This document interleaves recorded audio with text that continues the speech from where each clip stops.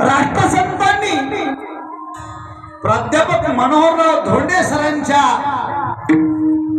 मार्गदर्शनाखाली नेतृत्वाखाली सुंदर अशा प्रकारची शिवा संघटना स्थापन केली।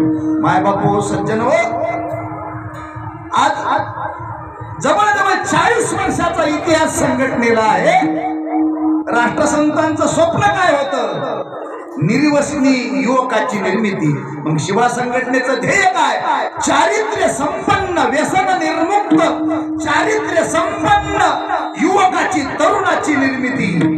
आणि ते सगळ्यात मोठं काम प्राध्यापक मनोहर धोंडे सरांच्या नेतृत्वाच्या माध्यमातून, शिवा संघटनेच्या माध्यमातून सगळ्यात मोठं जर काम जर कोणतं झालं असेल तर व्यसन निर्मुक्त, चारित्र्य संपन्न तरुण युवकाची निर्मिती। आणि लक्षात ठेवा, त्या निर्मितीची सुरुवात या हयातनगर पासून झाली।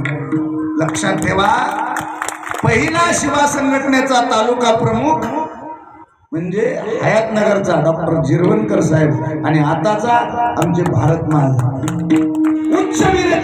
उच्च विचाराने प्रेरित झालेली संघटना, उच्च ध्येयाने प्रेरित झालेली संघटना, समाजासाठी संघर्ष करत करत करत करत आपलं सर्वस्व समर्पित करणारी संघटना म्हणजे शिवा संघटना आहे। आणि त्या कार्यकर्त्यांनी फार मोठं काम समाजासाठी केलं। आणि या सप्ताहात बहुसंख्य कार्यकर्ते सुद्धा तेच आहेत। संघटनेचे कार्यकर्ते त्यागी आहेत। का आहेत? तर नेतृत्व, प्राध्यापक मनोहर धोंडे सरांसारखं नेतृत्व हे त्यागी नेतृत्व आहे। सगळं आयुष्य समाजाच्या सेवेसाठी समर्पण करून कधी तहानेचा, कधी भुकेचा, कधी अर्थाचा विचार न करता समर्पण दिलं।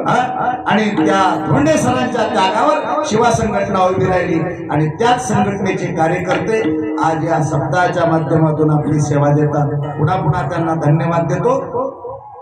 राहिला भाग सप्त्यातलं मुख्य कार्य